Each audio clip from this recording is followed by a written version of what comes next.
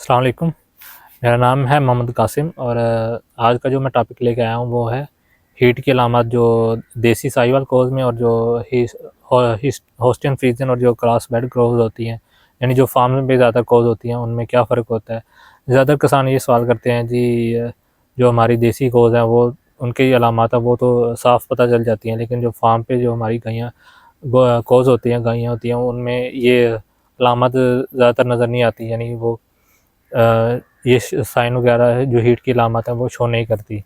इसी तरह एक-एक करके हम सवालों को डिस्कस करते हैं कि जी इनमें क्या रीज़न होती है, क्या वजह होती है कि ये साइंस क्यों नहीं नज़र आते।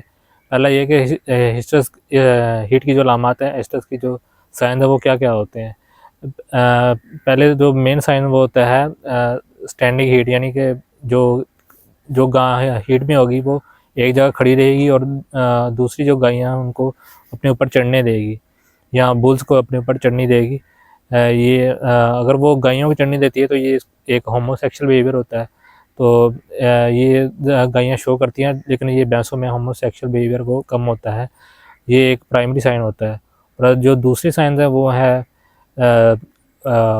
वाज़े निकालना और म्यूकस का डिस्चार्ज, खाना पीना कम करना और जो प्री एस्टर में यानी हीट में आने से पहले जो एक साइन होता है वो होता है माउंटिंग करना, यानी जो आगे कोज़ खड़ी होती हैं जिन्होंने हीट में आना है उनके ऊपर माउंटिंग करेंगी। इससे ये पता चलता है कि जो को ऊपर है वो हीट में आने वाली है और जो नीचे है वो उसकी हीट चल रही है, उसकी एस्टर का टाइम है। और जो होस्टन फ्रीजन होती हैं, जो फार्म पे को होती हैं, उनमें भी यही साइन होते हैं ज़्यादातर। और फ़र्क दोनों में ये होता है कि जो देसी गोज़ होती हैं साहिवाल, वो हमारे किसान भाइयों ने ना अक्सर बांधी होती हैं। हमारे किसान भाइयों ने अक्सर बांधी होती है, इस वजह से ना उनके जो स्टैंड टू बी माउंटेड के जो साइन है जो वो नज़र नहीं आता। जो ज़्यादातर वहाँ पे घरों में जो यानी किसानों के पास अलामत नज़र आती है वो ये होती है वाज़े निकालना, यानी बेलविंग जो होती है वो ज़्यादातर हमें देखने को मिलती है। फार्म पे ये होता है कि वहाँ पे हमने गायों वगैरह को बांधा नहीं होता, वो खुली होती हैं, इसलिए वो वाज़े तो होस्टन फ्रीजन यानी क्रॉस बेड में कम होती हैं। उनमें जो ज़्यादातर साइन मिलता है हमें वो होता है स्टैंड टू बी माउंटेड, यानी कि वो एक दूसरे के ऊपर चढ़ती हैं। और ये चढ़ना एक दूसरे के ऊपर इसलिए कम भी हो सकता है कि वहाँ पे फ़र्श वगैरह होते हैं फार्म के ऊपर और वो वहाँ से स्लिप कर सकती हैं, इस वजह से भी थोड़े ये इस तरह से साइन हमें कम देखने को मिल सकते हैं।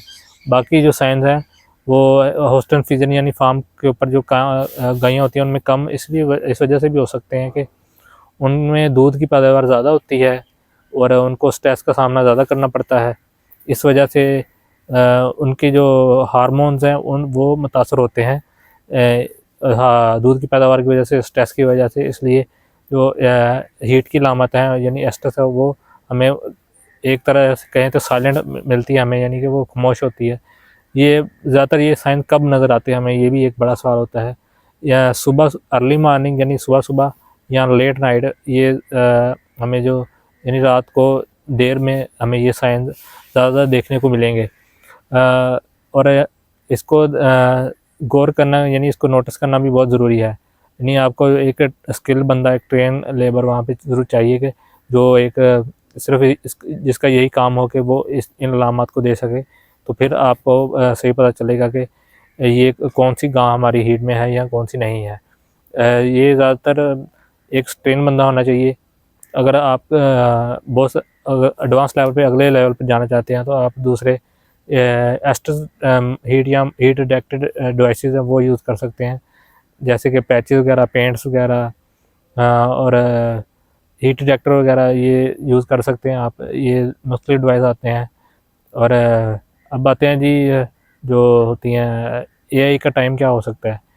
जो जो होती हैं वो होस्टन फ्रीजन, उनमें तो यही है कि अगर आपने उनके हीट का साइन नोट कर लिया, कोई आपको ये पता चलेगा कि अब वो हीट में है, तो उससे तकरीबन 12 घंटे बाद आप इंसेमिनेशन यानी एआई कर सकते हैं, टीका रख सकते हैं उसके अंदर। और जो हैं जो हमारी देसी साहिवाल कोज़ हैं उसमें थोड़ा-सा टाइम आगे लेके जा सकते हैं। 12 से 16 घंटे या तकरीबन 18 घंटे के बाद भी आप तकरीबन वहाँ उसमें एआई कर सकते हैं, उसमें टीका रख सकते हैं।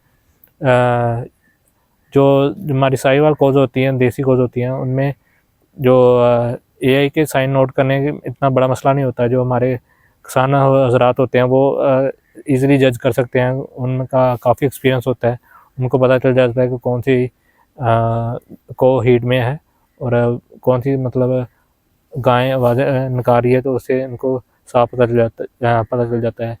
फार्म पे ये मसला होता है कि वहाँ पे लेबर चेंज होती रहती है, इसलिए एक मखसूस बंदा वहाँ पे हमें चाहिए कि जो ये नोट कर सके कौन सी गाय हीट में है या नहीं है।